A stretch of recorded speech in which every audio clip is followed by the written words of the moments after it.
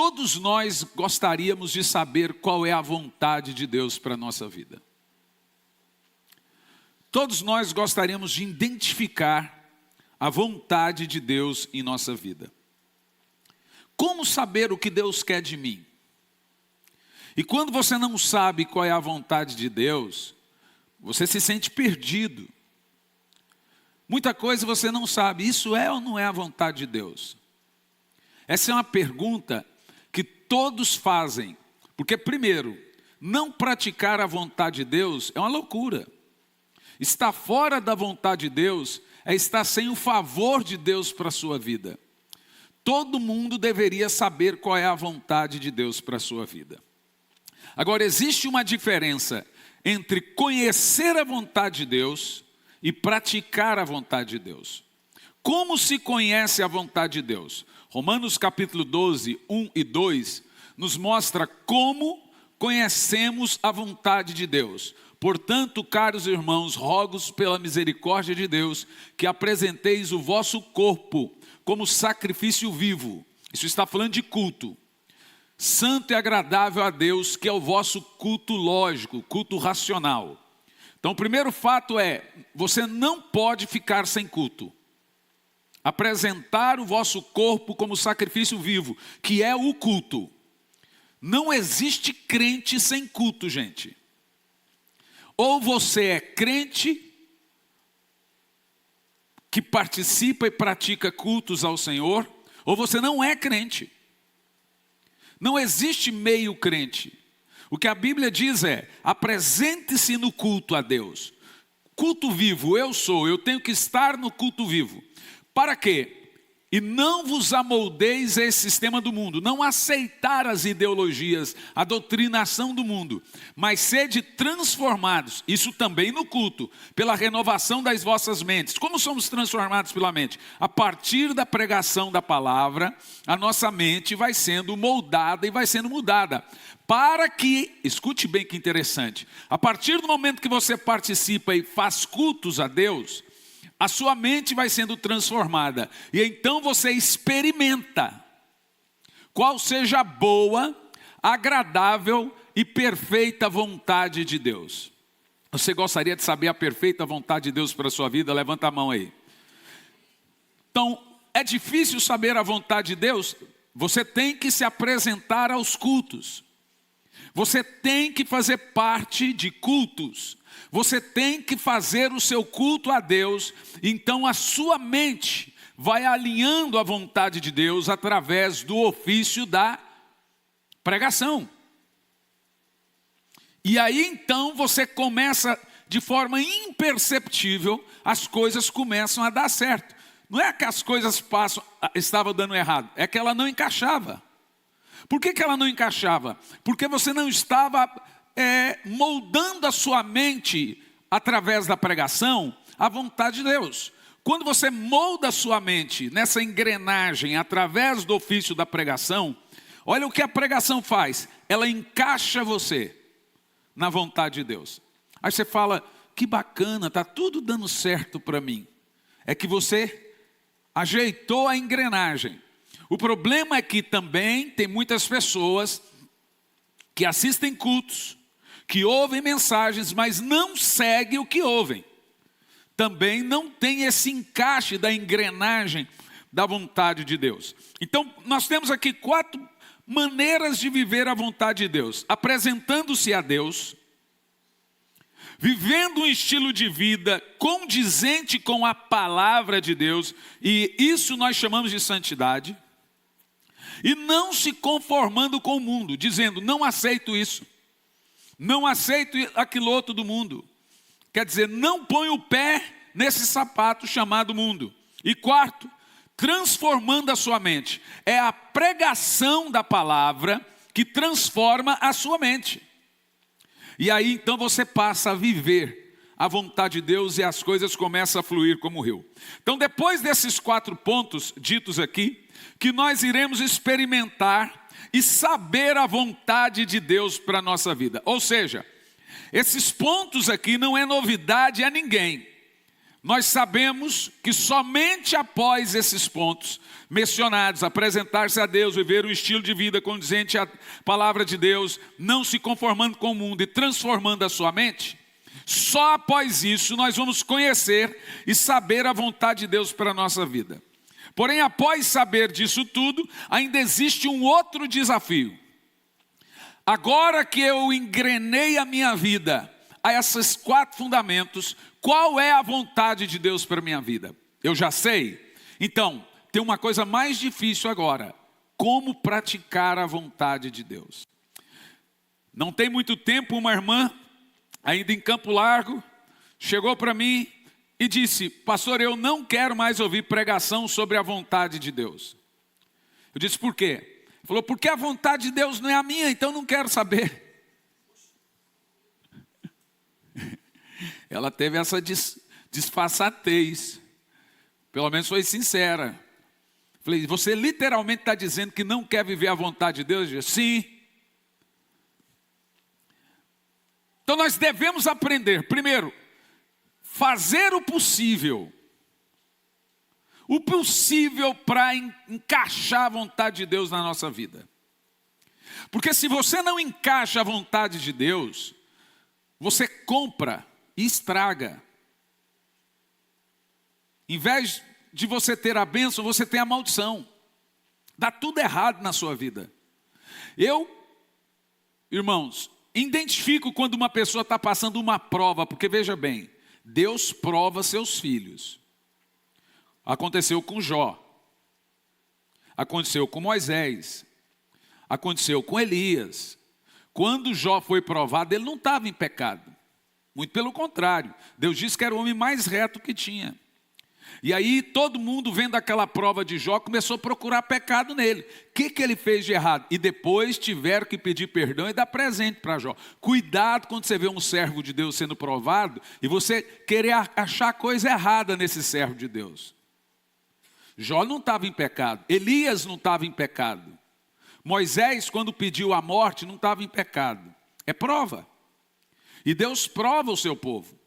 Para quê?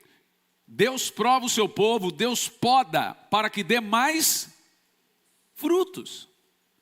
E é muito importante você entender que a prova, ela determina o fim de um ciclo e o início de outro ciclo. Quando Deus vai mudar um ciclo na sua vida, Ele lhe apresenta muitas provas.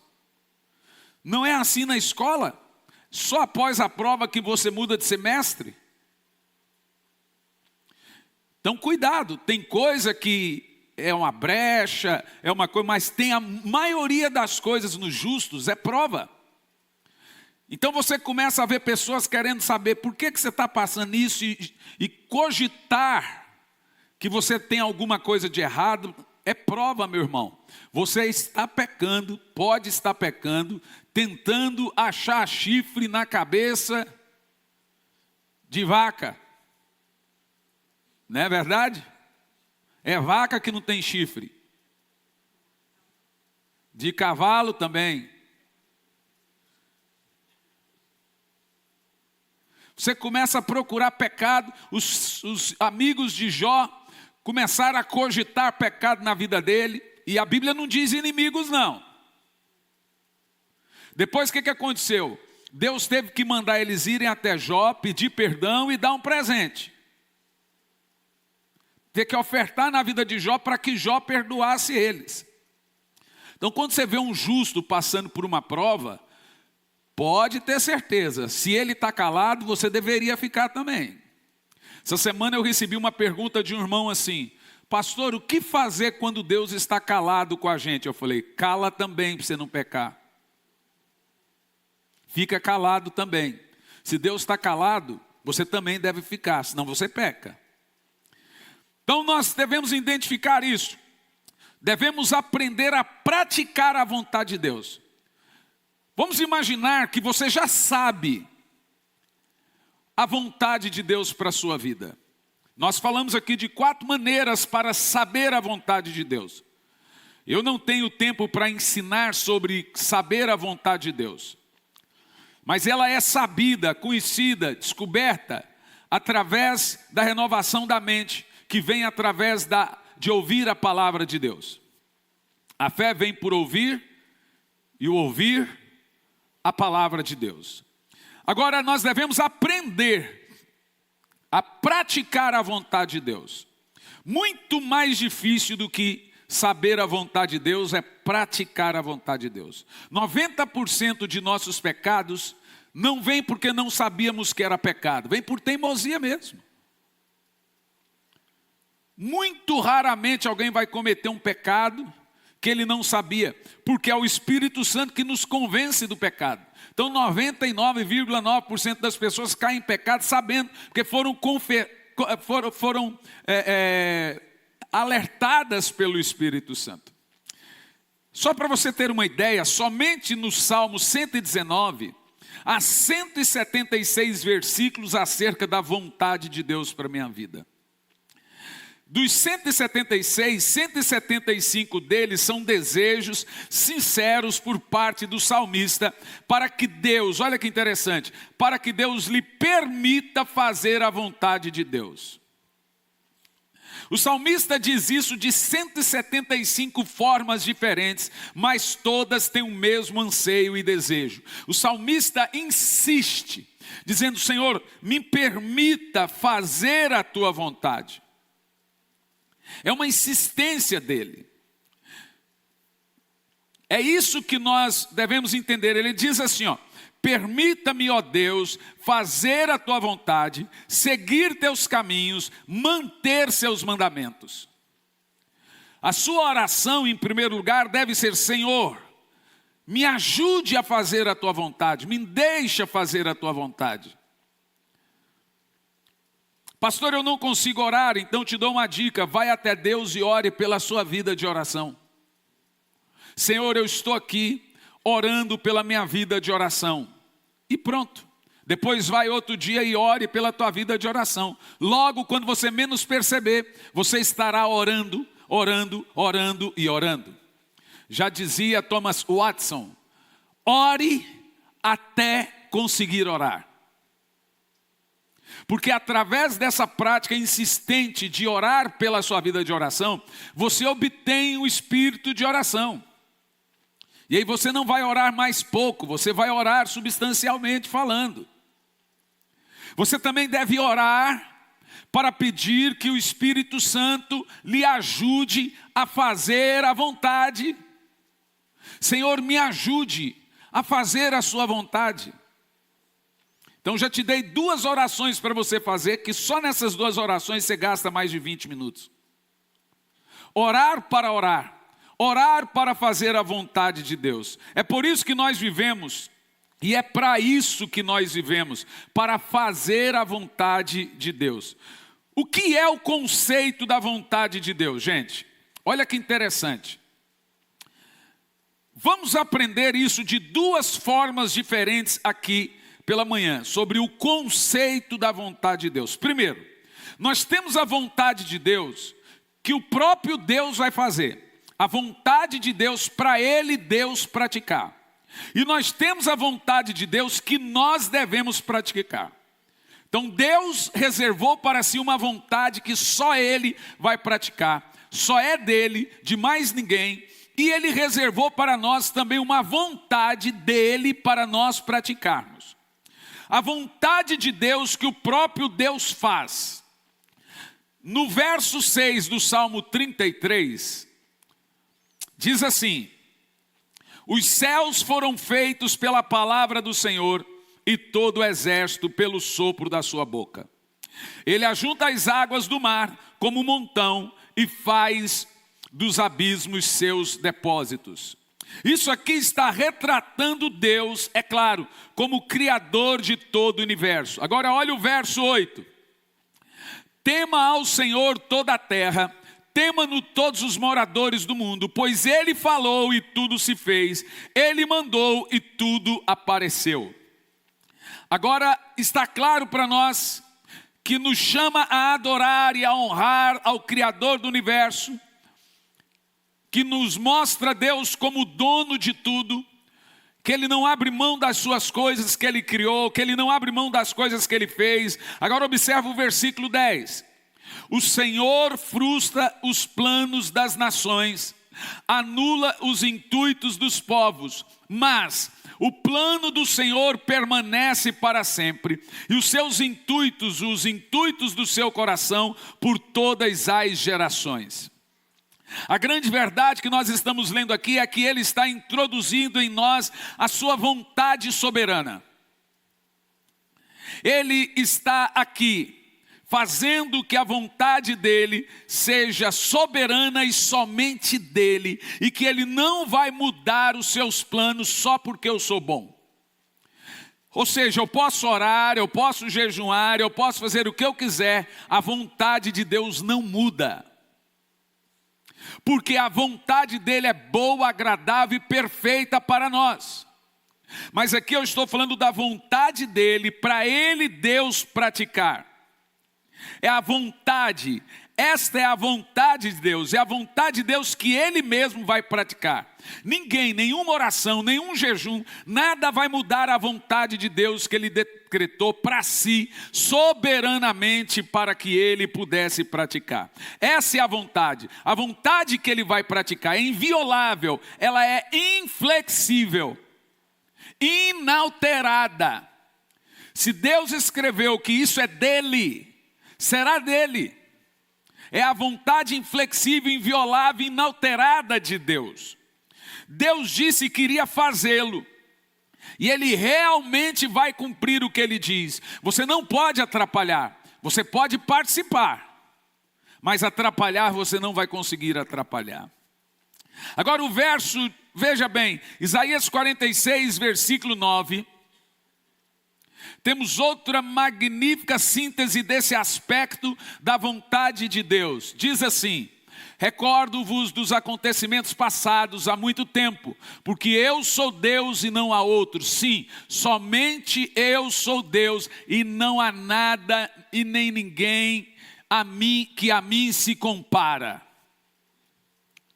Todo mundo deve colocar na sua cabeça de uma vez por todas que Deus tem seus desejos, que Deus tem suas vontades, que ninguém se compara a Ele. A verdade é que às vezes de forma imperceptível, nós passamos por cima da vontade de Deus.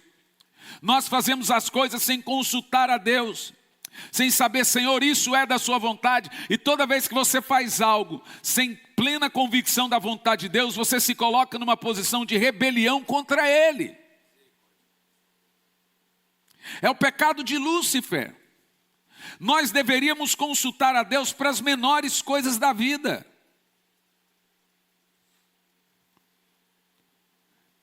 Por que a vida de muitas pessoas começa a ficar amarradas? Porque elas estão fora da vontade de Deus.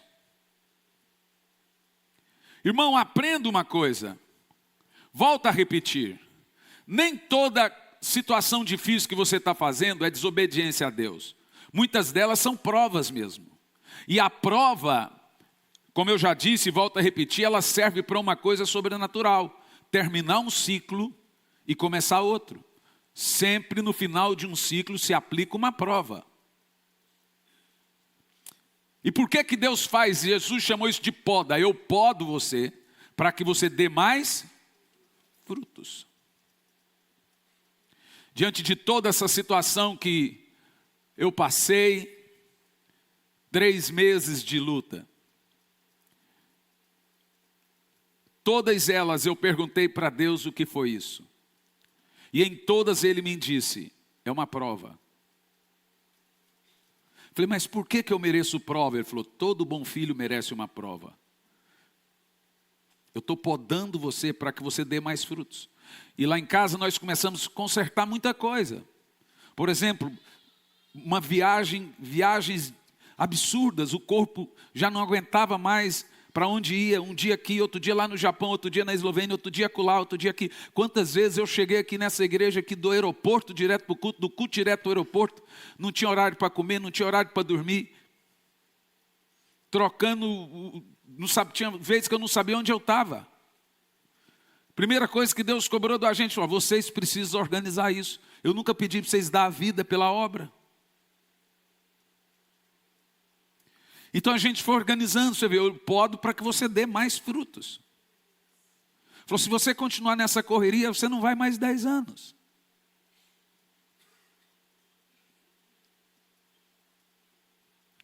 Então hoje a gente começa a organizar, é claro que tem muitos pastores e igrejas que ficam chateados.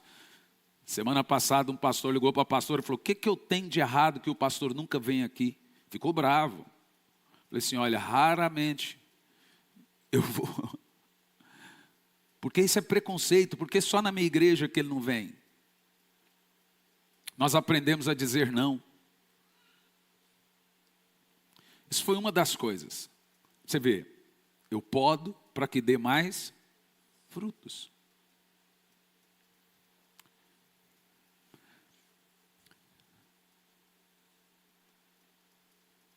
É muito interessante quando você lê aqui, eu sou Deus e não há outro. Não há outro semelhante a mim. Eu anuncio, Isaías 46, 9, o fim desde o princípio, e desde a antiguidade as coisas que não se sucederam. Sou eu que digo, o meu conselho subsistirá, e eu irei realizar toda a minha vontade. É a mesma coisa ali dito. Então, literalmente, presta atenção, Deus faz o que Ele quer.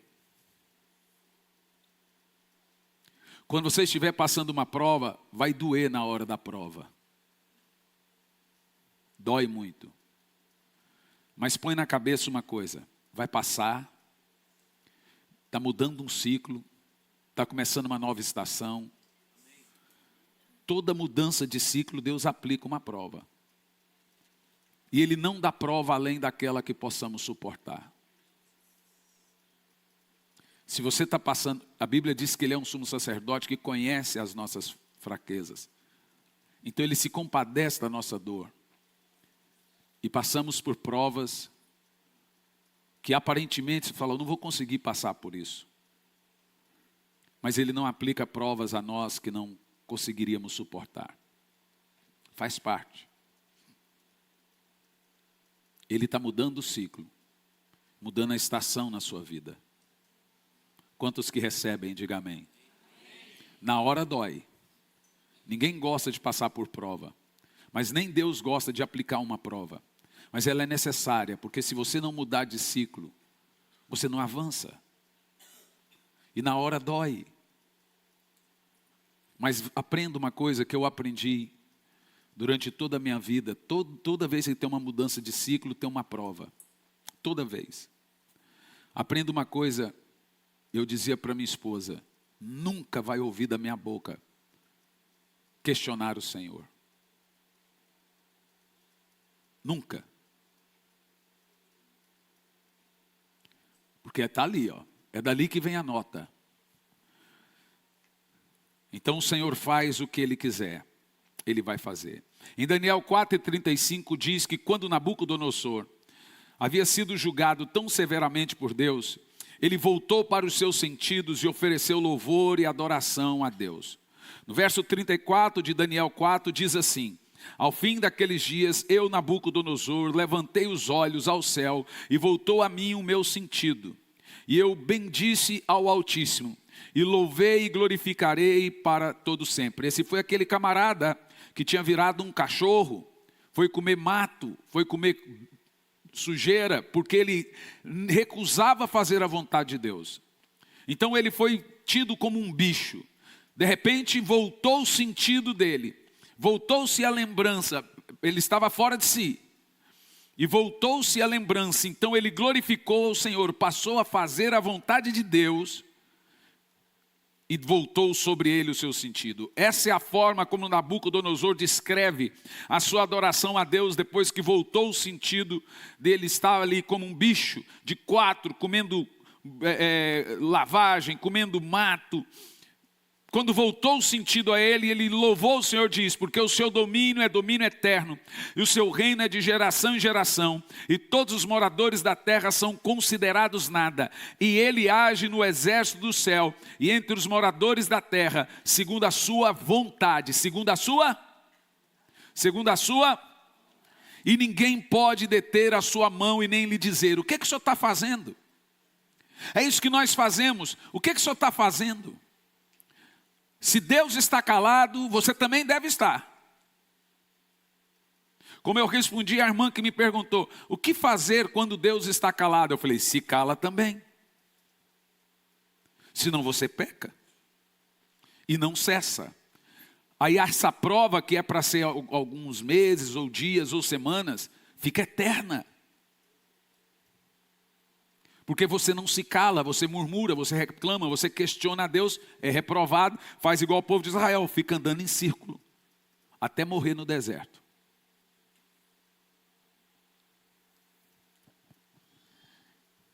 Deus faz exatamente o que Ele quer, tanto no céu quanto na terra. Efésios 1, do 11, lemos assim: nele também fomos feitos herança, predestinado conforme o propósito daquele que faz todas as coisas, segundo o desígnio da sua vontade. A verdade, gente, é que há uma multidão de pessoas fora da vontade de Deus. E aí elas cercam as igrejas, lotam as igrejas, pensando que o problema está na igreja, e ficam cambiando, mudando de igreja. Vou para outra igreja lá, vou fazer uma campanha. Vou lambrecar minha cara com óleo cheiroso. Talvez seja aquele pastor lá que é muito ungido. Nenhum pastor, por mais ungido que seja, tem autoridade para mudar a vontade de Deus na sua vida.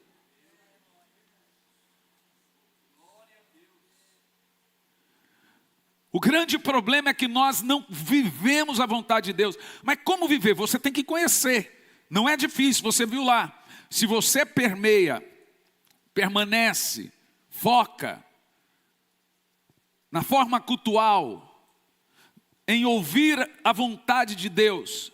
O povo perece por falta de... Você tão logo, você cria uma raiz e você vai vivendo a vontade de Deus. E quando eu estou fora da vontade de Deus, aquilo que é para ser uma poda, para começar um novo ciclo, para começar uma nova estação e dar certo, fica infinito. É o povo de Israel que não fazia a vontade de Deus, ficaram andando em círculo no deserto, até todo aquele povo murmurador morrer. Nunca viver a vontade de Deus, nunca entrar em Canaã. Sou eu que sei os planos que tenho para ti, diz o Senhor, planos de paz e não de mal, para lhes dar uma esperança que você deseja. Meu irmão, você acha que você quer o melhor para você? Você não tem noção do que Deus tem para você. O que Deus tem para você é muito melhor do que o que você pensava ser bom para você. O detalhe é que nós não gostamos de passar pelo processo.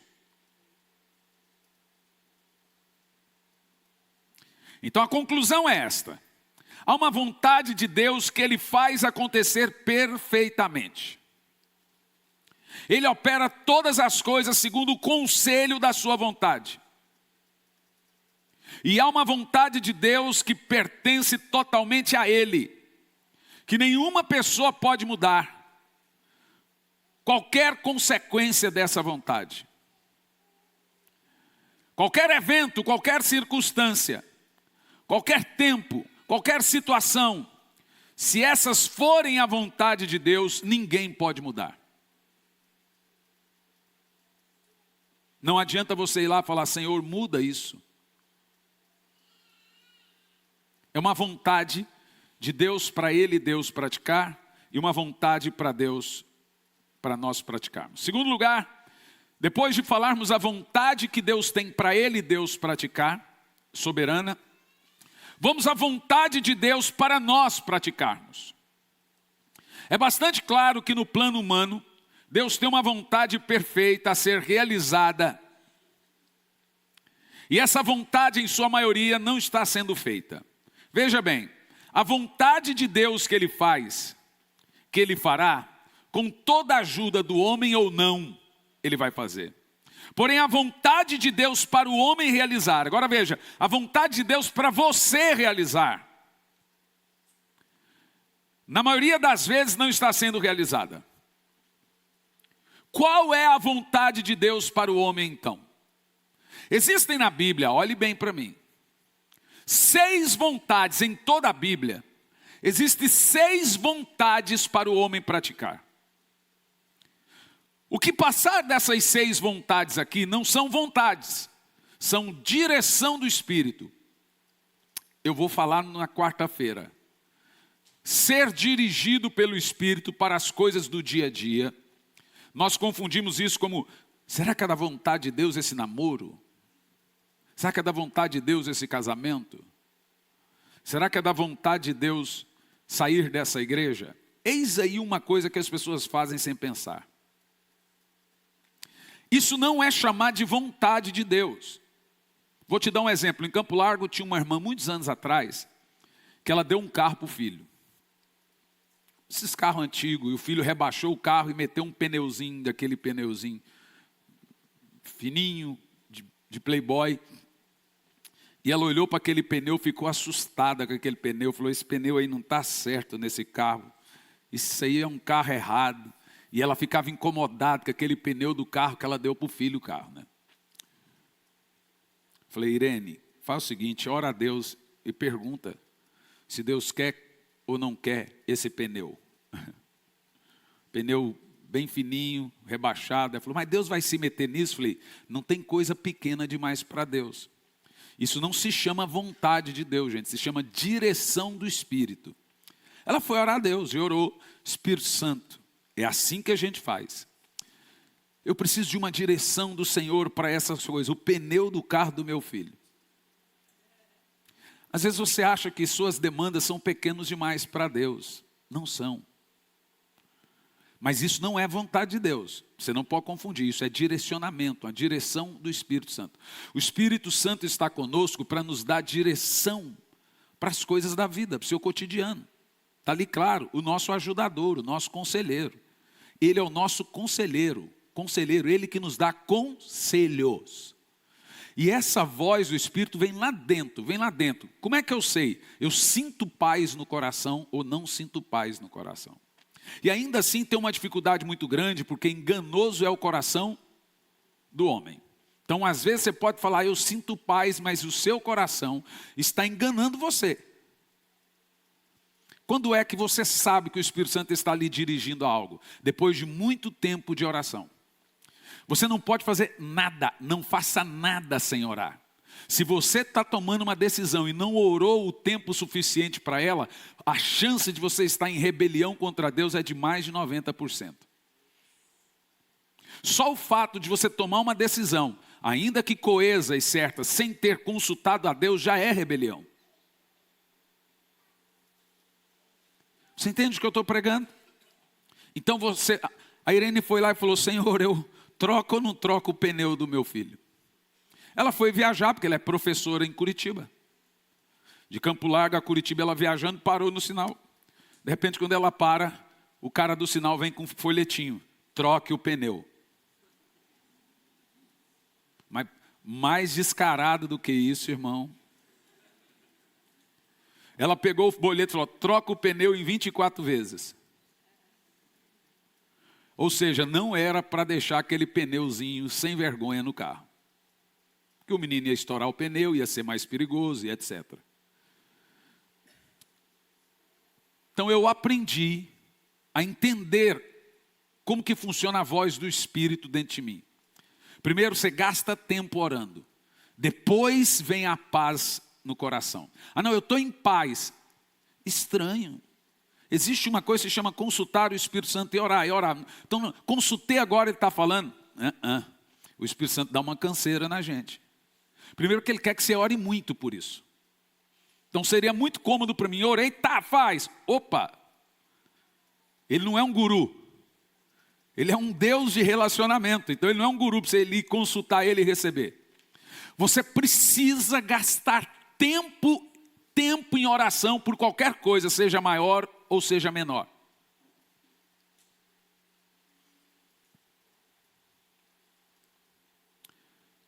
Vou te dar um exemplo simples. Nós temos a escola de profetas agora em novembro. Praticamente lotada ali as pré-inscrições. São 1000 e alguma coisa, quase 1100 pessoas se inscrevendo na escola de profetas. E eu fui orar a Deus. Falei, Senhor, eu não quero que essa escola seja muito cara a ponto de ter muito lucro. Passei para o pessoal. E eu orando a Deus, falei, qual é a sua vontade para nós? Ela vai ser em Sumaré, na Estância Árvore da Vida. É um resort lá. Então é evidente, é mais caro.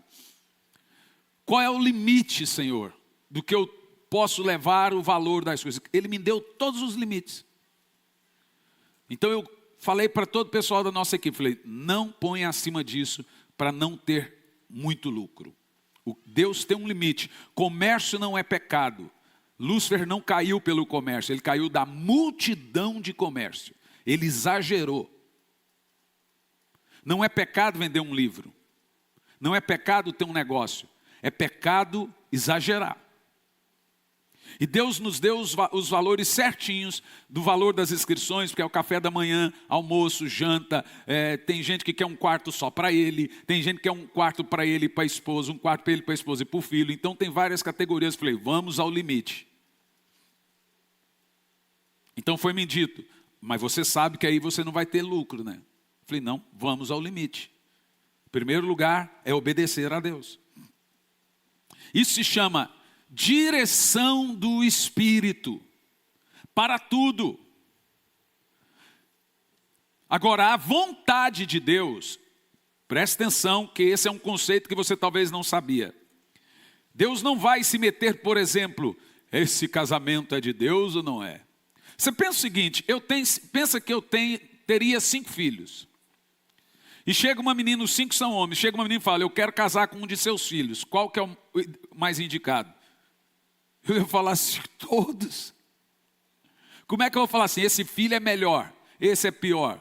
Nenhum pai faz isso. Então imagina que Deus vai dizer para você assim, ó, aquele meu filho é mais de Deus do que aquele meu filho. Cabe a você ter o quê? Direção do Espírito, perguntar para o Espírito e ficar atento aos alertas. Tem coisa que Deus não vai te falar. Ele não vai te falar. Mas você precisa ter comunhão com o Espírito Santo. Para saber qual é a direção do Espírito. Eu estou no trabalho, preciso tomar essa decisão. Aí você fala, qual é a vontade de Deus? Não, você tem que perguntar, qual é a direção do Espírito? A vontade de Deus, biblicamente falando, tem 6. Não tem mais que isso. Quando nós vamos na Bíblia, você encontra 6 vontades de Deus ali que permanecem. Primeira vontade de Deus. Depois eu prego para você sobre direção do Espírito.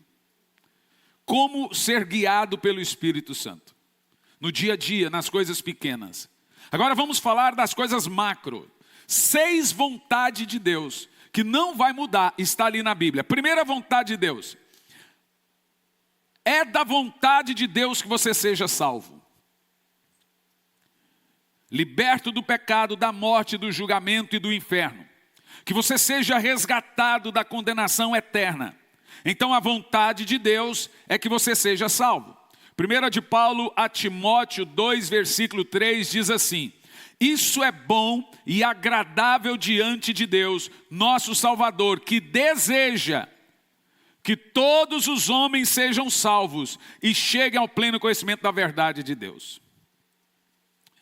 2 de Pedro 3, versículo 9 diz assim: o Senhor não retarda a sua promessa, ainda que alguns o considerem por demorada. Eu quero viver as promessas de Deus para a minha vida.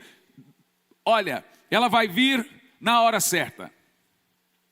Mas Ele é paciente para convosco e não quer que ninguém pereça, mas é da sua vontade que todos venham a se arrepender. Deus quer que você seja salvo.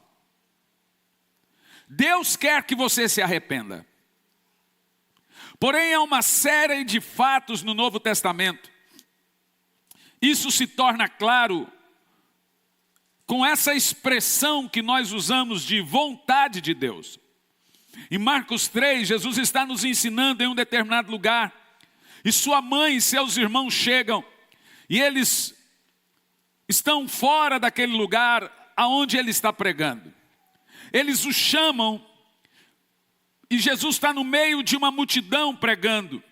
Essa multidão está fechando Jesus e a sua família não consegue chegar perto dele.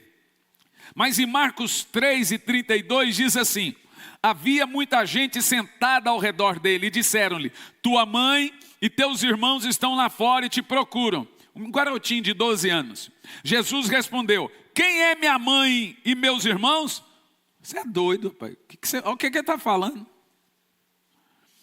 E olhando ao redor para os que estavam assentados à sua volta, ele disse: aqui está minha mãe e meus irmãos. Aqueles, pois, que fazem a vontade de Deus é da minha família. Olha que gravidade esse texto. Se Jesus falou isso para a mãe dele, que quem é da família dele, é quem estava sentado ao pé dele, ouvindo, é quem praticava a vontade, o que ele diria de nós? Ele disse: se você quer saber quem é da minha família, vocês deveriam estar aqui assentados, junto a eles aqui, ó, me ouvindo pregar. O que vocês estão fazendo? Se Jesus falou para os irmãos dele, para a mãe dele, que ó, vocês têm que entender que minha família é quem faz a vontade de Deus. Você tem feito a vontade de Deus? Eu já lhe disse no início que você tem que orar. Senhor, me ensina a fazer a tua vontade. Porque Jesus está deixando claro aqui, se ele disse isso para a mãe e para os irmãos dele, o que ele dirá de nós?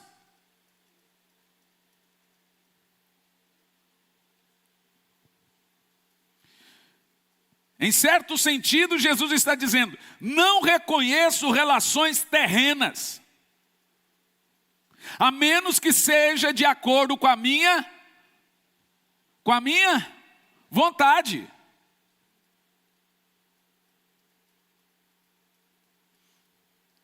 Eu não reconheço família, Jesus está dizendo, que estão fora da vontade de Deus.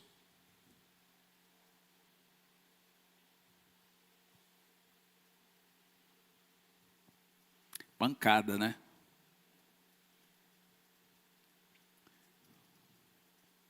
Quem está fora da vontade de Deus, de acordo com esse texto aqui, ó, não faz parte da família de Deus.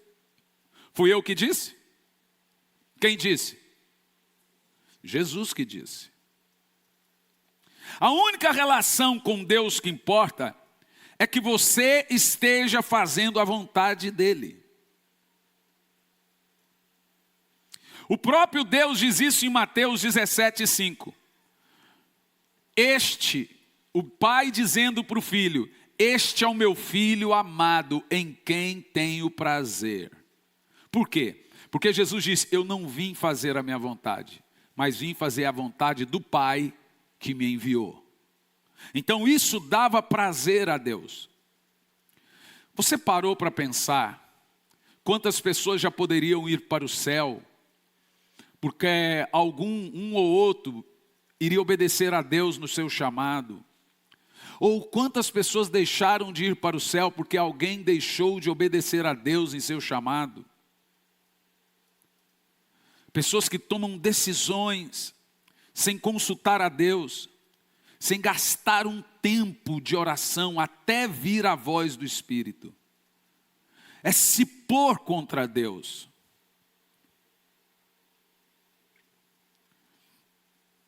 No Sermão do Monte, Jesus disse essencialmente a mesma coisa. Mateus 7, muitos dirão naquele dia: Senhor, Senhor, não fizemos isso, aquilo, curamos, profetizamos, expulsamos demônios. E ele vai dizer: apartai-vos de mim, que eu nunca vos conheci. O que quer dizer?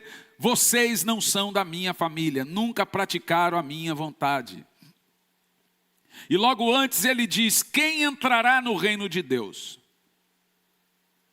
Então ele diz: nem todo aquele que diz Senhor, Senhor entrará no reino de Deus.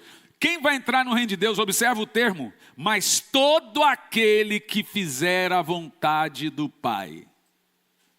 Irmão, eu não sei você, eu quero fazer a vontade de Deus. E todos os dias quando eu vou orar eu falo: Senhor, sonda-me, vê se há em mim alguma coisa que eu pratiquei que lhe deixou chateado, para eu lhe pedir perdão. Vê, Davi disse: quem consegue ver os próprios erros? Eu fiz alguma coisa que não foi do teu agrado, respondi de uma maneira errada a algum momento de prova, fui errado em alguma vez, se fui, se fiz, me lembre que eu lhe peço perdão, eu me arrependo. O que eu não quero é ficar fora da sua vontade. O que eu não quero é fazer coisas que o Senhor não gosta. Porque eu quero fazer parte dessa família. Então, qual é a vontade do Pai? Neste caso, que você abrace Jesus. Nessa primeira vontade, que você ponha a sua fé salvadora em Jesus, que você olhe para Jesus, que essa é a primeira vontade registrada na Bíblia, que você olhe para Cristo e seja salvo. Então, de certa forma, não contribuir com essa salvação na minha vida é me colocar contra Deus.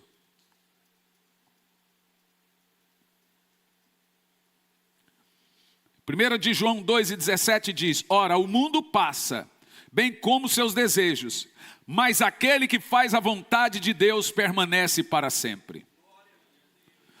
Levanta a sua mão e agora diga: me ensine, Senhor, fazer a sua vontade. Eu quero ser parte dessa família.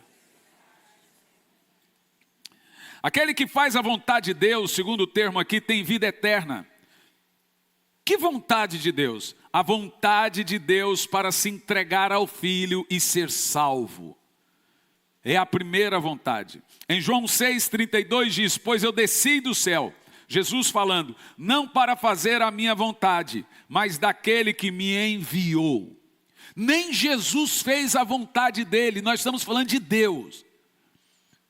Deus que se fez carne, nem ele fez a vontade dele. O que acontece hoje de gente casando, descasando, indo e pondo, comprando, fazendo, acontecendo, sem consultar a Deus e se colocando em uma missão suicida contra Deus.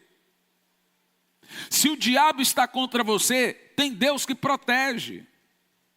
Se um outro homem está contra você, tem Deus que protege. Mas se Deus estiver contra você, quando é que Deus fica contra alguém? Ora, quando ele não está fazendo a sua vontade.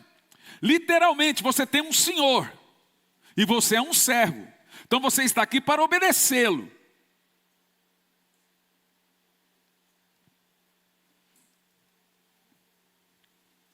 Pois desci do céu não para fazer a minha vontade, Jesus falando, mas daquele que me enviou. Porque a vontade do Pai é que aquele que vê o Filho nele, é que aquele que vê o Filho e nele creia, tenha a vida eterna.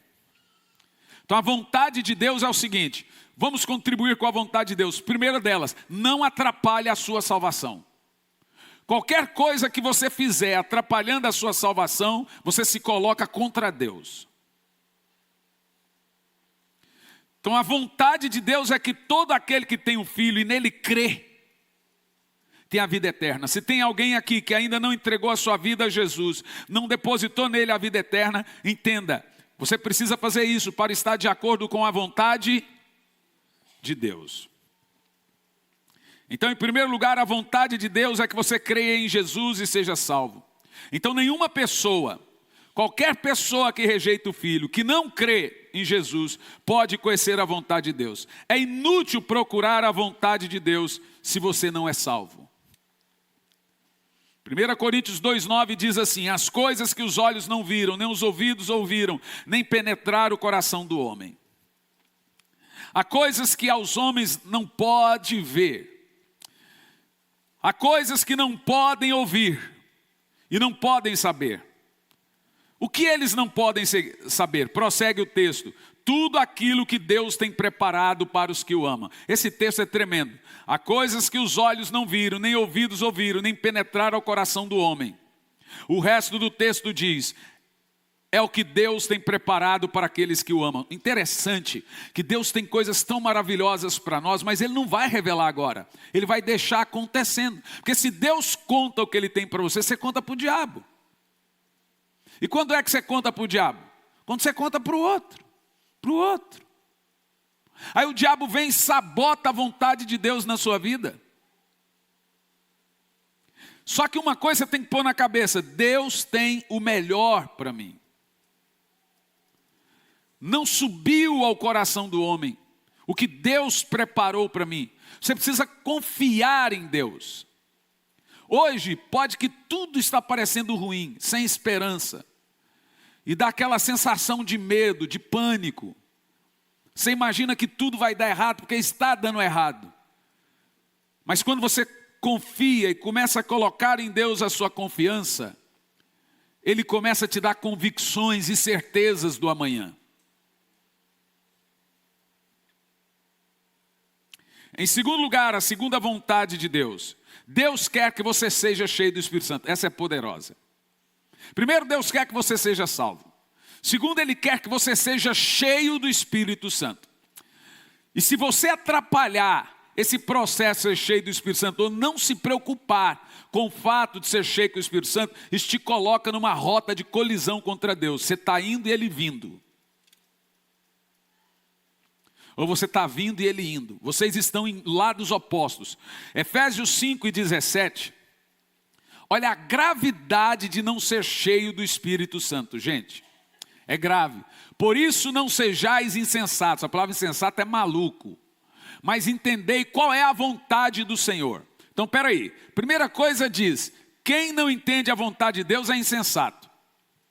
Mas aqui o texto vai revelar a vontade de Deus para a sua vida. Continua o texto. E não vos embriaguei com vinho, qual a dissolução, mas enchei-vos. Então presta atenção. É loucura não ser cheio do Espírito Santo. Porque é da vontade de Deus que você se preocupe com a sua vida espiritual. E eu não estou aqui falando, gente, jogando indireta, porque hoje o povo está assim, qualquer coisa que você fala é uma indireta. Eu estou pregando porque é verdade. Se o Espírito Santo foi dado para servir de consolador, amigo, conselheiro, para termos comunhão com Ele, e eu não estou fazendo isso, não estou tendo essa comunhão, a culpa não é do Espírito Santo. Eu literalmente estou em uma posição de oposição. Eu decidi ficar no caminho oposto de Deus. Vamos lá, como ser cheio do Espírito Santo? Tem alguns ofícios naturais para isso. Vida de oração, leitura da Bíblia, buscar. Por que aqui a gente valoriza muito as buscas? Valoriza muito as reuniões espirituais. Lá em Campo Largo, sempre, ontem, sexta tinha oração aqui, teve oração em Campo Largo. Por que a gente se preocupa? Há uma característica na Graça Church, em todas as igrejas, se preocupar muito com a vida espiritual dos crentes. Por quê? Porque não tem nada para outra igreja fazer a não ser preocupar com sua vida espiritual. Tem igreja que se preocupa com o seu dinheiro.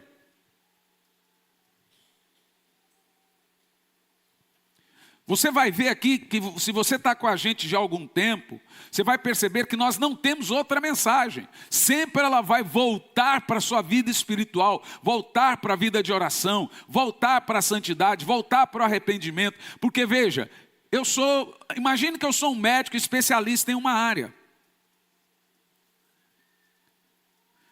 Se você vem à igreja, não é política que você quer ouvir aqui. Ou eu estou errado? Se você vem à igreja, não é sobre ciência que você quer ouvir aqui.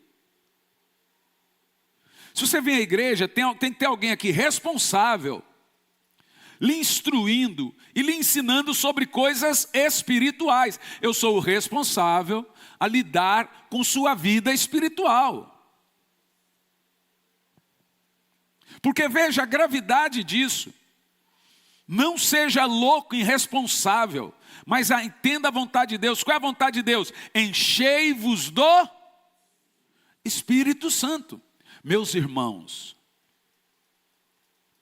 eu oro, rogo, para que você pondere na sua mente.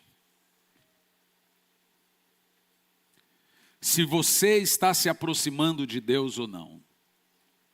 Pastor, eu estou meio friozão. Muita gente. O problema é você tolerar e achar isso normal. Não é normal estar frio e não procurar o Espírito Santo. Tiago diz que o Espírito Santo anseia por nós. Quer ver, ó? Romanos 8, versículo 9. Olha que coisa interessante. Diz assim: se alguém não tem o Espírito de Cristo, não pertence a Cristo. Veja que o primeiro texto nós lemos, e ele deixa claro para você ser cheio do Espírito. No segundo texto diz que você tem que ter esse Espírito, senão você não é dele. E ninguém pode te dar isso. É só a sua busca, a sua fome por Deus que pode te dar isso. É só indo ao Senhor.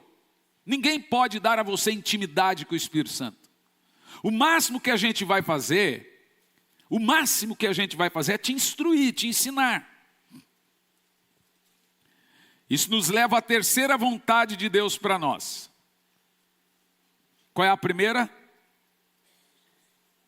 Vamos lá, qual é a primeira? Deus quer que você seja salvo. Qual é a segunda? Deus quer que você seja cheio do Espírito Santo. Qual é a terceira? Deus quer que você seja santo. São 6 vontades de Deus registradas na Bíblia. Primeira de Paulo aos Tessalonicenses 4, do 3 ao 8. A vontade de Deus para nós é esta. Quer ver? Vamos ler. Lê em voz alta. Portanto, essa é a vontade de Deus, a vossa santificação, que abstenhais dos pecados de fornicação ou prostituição, etc. Então, olha bem, isso aqui inclui pornografia, isso aqui inclui olhada, isso aqui inclui cobiça. Toda vez que eu me coloco no caminho oposto à santificação, eu me coloco em rebelião contra Deus. O texto diz, esta é a vontade de Deus, não é coisa de pastor, não é coisa de pastor rígido. Então, quando um pastor alivia a carga espiritual de alguém, ele está fora da vontade de Deus e arrastando uma multidão com ele para o inferno. Então, a seriedade do evangelho é vir aqui pregar. E a partir do momento que eu preguei, eu joguei a bola para você. Até não pregar, a responsabilidade era minha. A partir do momento que virou mensagem, a responsabilidade agora é sua. Entendeu? Se eu não pregar, como diz a Bíblia, quando você vê um justo, alguém pecando, e não alertá-lo do seu pecado e da vida pregressa que ele está perdendo, lhe digo que você dará conta do pecado que esse ímpio cometer, e do seu sangue eu vou cobrá-lo. Em outras palavras, até eu pregar, eu sou culpado. Se eu preguei, acabou. Você é culpado. Então veja, é da vontade de Deus, a palavra santo aqui é separado. A vontade de Deus na sua vida, em terceiro lugar, é que você seja separado do pecado. Há um conceito sobre santidade, que todo mundo imagina um santo com auréola. Talvez eu vou pregar depois aqui para você o que é santidade. Porque você precisa entender que até a vinda do Senhor, talvez no dia que Jesus voltar, você tenha cometido algum pecado. O que acontece com o crente é que ele não peca voluntariamente. Todo pecado que você comete depois que você conhece Jesus é sabido. Não tem inocência no pecado de crente. Crente não cai, ele vai caindo.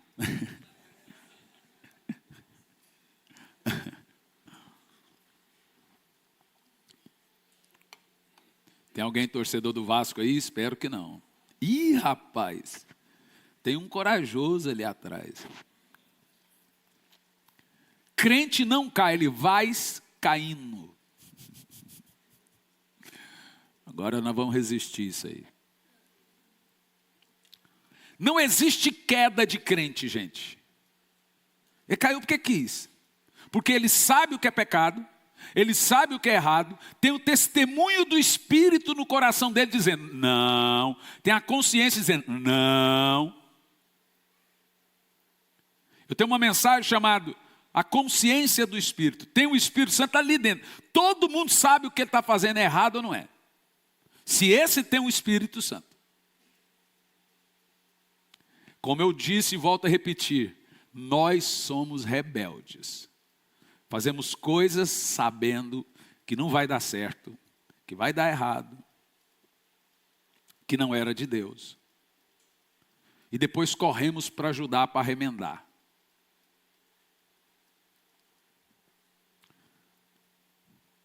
A vontade de Deus para a sua vida é que você seja separado do pecado. Isso é o significado da palavra santo. Agora, o que isso significa em termos práticos? Quatro coisas. Primeiro, abster-se da imoralidade sexual. Segundo, no verso 4, mantenha seu corpo puro. Terceiro, no verso 5, não haja como os mundanos. Porque tem gente que é um elástico, ele estica, né? Se ele está entre os ímpios, ele fala palavrão. Se ele está entre os crentes, ele fala normal. Eu não sei se é a vontade de pertencer. Só sei que tem uns que na igreja é um santo, em casa um santanás.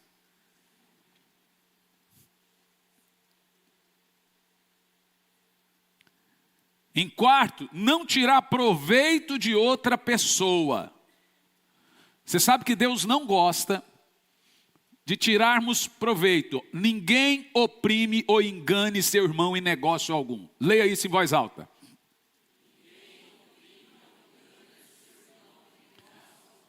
Então é pecado um crente.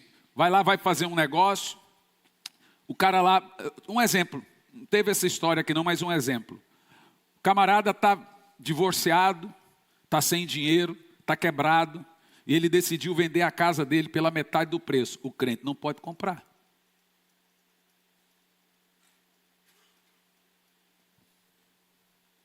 Não pode. Ah, estou vendendo o carro pela metade do preço.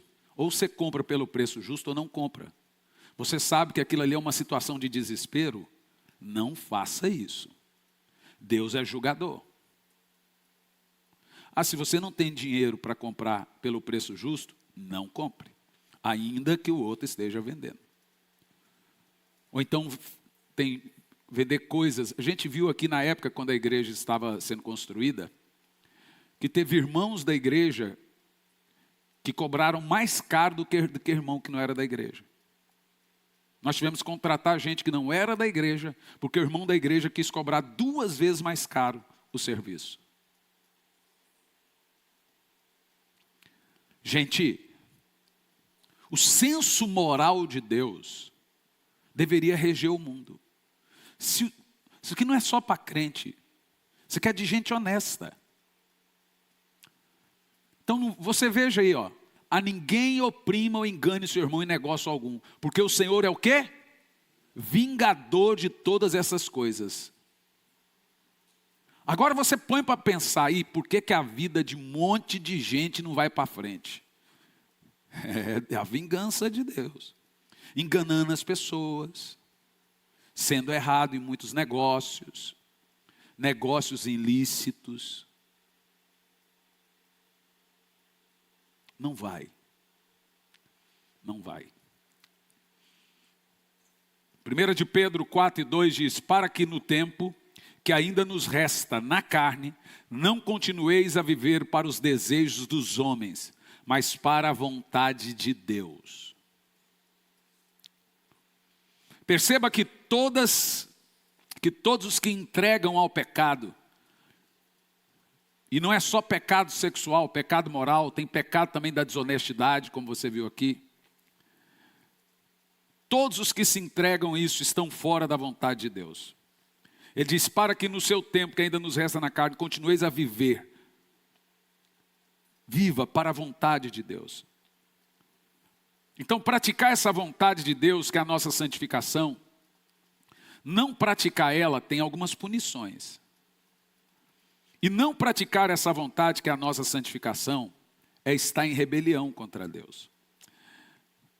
Verso 6 de 1 Tessalonicenses 4 diz assim: o Senhor é vingador de todas essas coisas. Se você não consegue acabar com o pecado, e eu acho muito difícil, vá ao Espírito Santo, que lhes ajuda nas suas fraquezas, que nos ajuda nas nossas fraquezas. Tudo se resume à comunhão com o Espírito Santo. Quarta vontade de Deus para nós. Deus quer que você seja submisso. 1 de Pedro 2:13. Eu vou deixar a Bíblia falar. Vamos lá? Sujeitai, pois, a toda a ordenação humana por amor do Senhor, quer o rei como superior, ou qualquer, pode continuar, quer os governadores como por ele enviados, para castigo dos malfeitores e para louvor dos que fazem o bem. Bom, vamos lá, presta atenção. O teor do texto aqui está dizendo: todo mundo que eu coloquei sobre uma autoridade, você deve se sujeitar. Você deve se sujeitar. Mas eu tenho que sujeitar o Lula? Tem. Quando é que você deixa de sujeitar o Lula? Quando ele vai contra os princípios bíblicos, dentro de uma perseguição, e você tiver que fazer uma escolha entre os princípios de Deus e os princípios do Estado, saiba que você tem que fazer a escolha pelos princípios de Deus. E a Bíblia diz: e aí passa a ser da vontade de Deus o seu sofrimento. Porque você passa a não ter uma escolha, como tem na Coreia do Norte, como tem na China, ou em outros países por aí que é proibido o evangelho. Os crentes passam a estar em desobediência ao Estado, mas em obediência a Deus. Então tem pessoas que quando você vai falar de submissão, elas dão um pulo, né? Tiago 4, versículo 7. Veja os níveis de submissão que temos na Bíblia. Tiago 4 e 7. Sujeitai-vos, pois, a Deus, resisti ao diabo e ele fugirá de vós. Então aqui nós temos um teor interessante. A única maneira de resistir o diabo é sujeitando a Deus. Pastor, o diabo está fazendo uma bagunça na minha vida. Então você tem que aprender a sujeitar a Deus. Se você sujeita a Deus, você resiste o diabo e ele foge. Talvez eu estou lhe dizendo aqui coisas simples que mudam e devem mudar a sua vida para sempre.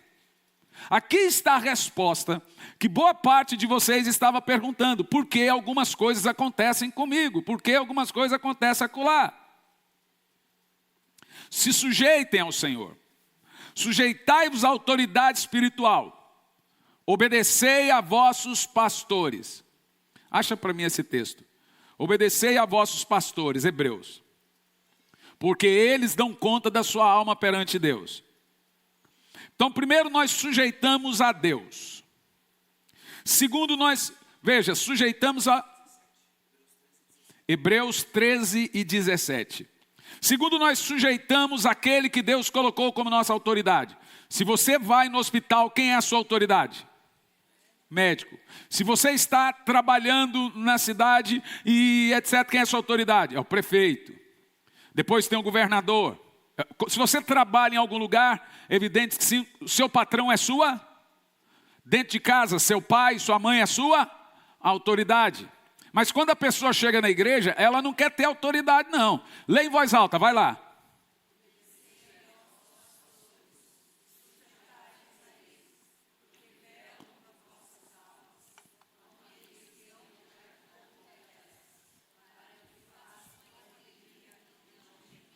O que tem de pastor pastoreando gemendo?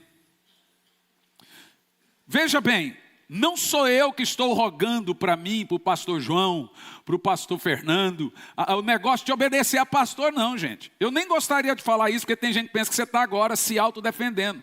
Não, eu estou falando para você o que está na Bíblia. A Bíblia Sagrada diz que, mas aquele pastor, eu não sei o que, não sei o que.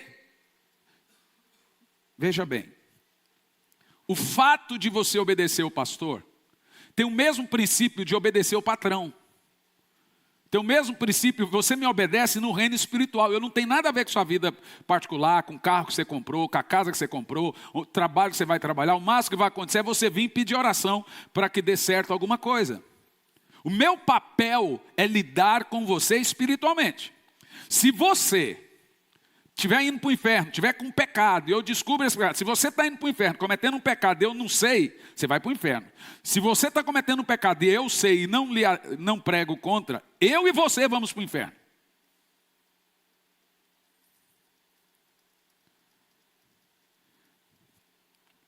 Então, quando a Bíblia Sagrada fala da vontade de Deus, que é você sujeitar as autoridades, ela não diz a autoridade. Então não tem uma autoridade que você escolhe obedecer e a outra não obedecer.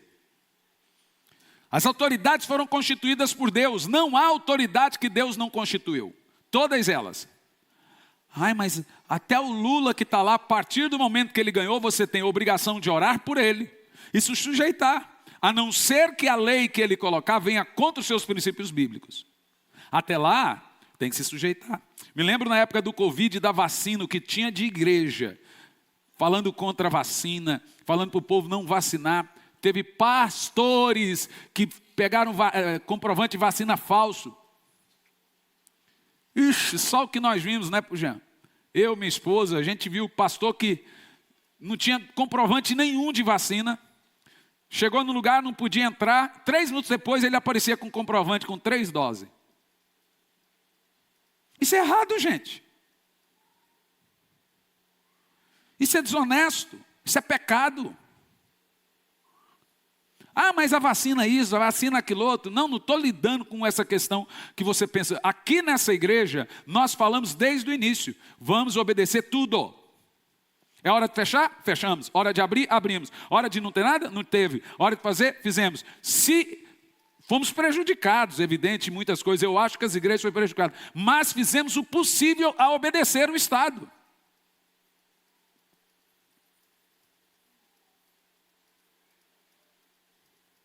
Mas nós decidimos a obedecer certa autoridade e certa autoridade não. Ah, mas esse pastor está fazendo coisa errada. Quem pôs ele ali vai cuidar dele.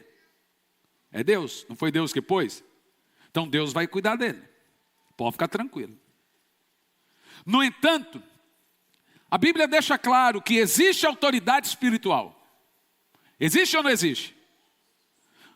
Existe autoridade espiritual ou não existe? Então a autoridade espiritual está aí. Para orar por você, para ser bênção na sua vida, para te ajudar espiritualmente. E nada mais que isso. Para ser bênção mesmo. Sujeitai-vos uns aos outros. Hebreus 13, 7, Hebreus 13, 17 diz para nos submetermos às autoridades espirituais em nossa vida. Então a Bíblia é claro. Isso nos leva em quinto lugar. Deus quer que você sofra fazendo o bem.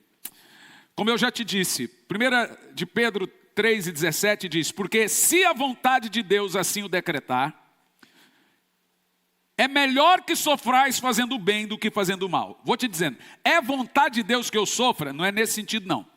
É vontade de Deus que se eu tiver que fazer uma escolha entre fazer algo certo e sofrer, e fazer algo que não é certo, não sofrer, é da vontade de Deus que você sofra. Aí entra a questão da perseguição. Se eu tiver essa escolha, não tem escolha. Se você negar a sua fé, ou se você fizer isso, você vai se dar bem. E se você fizer isso que é honesto, que é claro, mas é honesto, você vai se dar mal, você vai perder o emprego. Você vai ser o quê? É da vontade de Deus que você perca o emprego. Mas não faça coisa desonesta. É esse sentido do texto aqui. Quem entendeu aí? Então, por exemplo, o crente vai ganhar um monte de dinheiro arrumando um trabalho lá que não é honesto. É da vontade de Deus que você fique sem trabalho nesse caso. E em sexto e último lugar, é da vontade de Deus que você seja grato.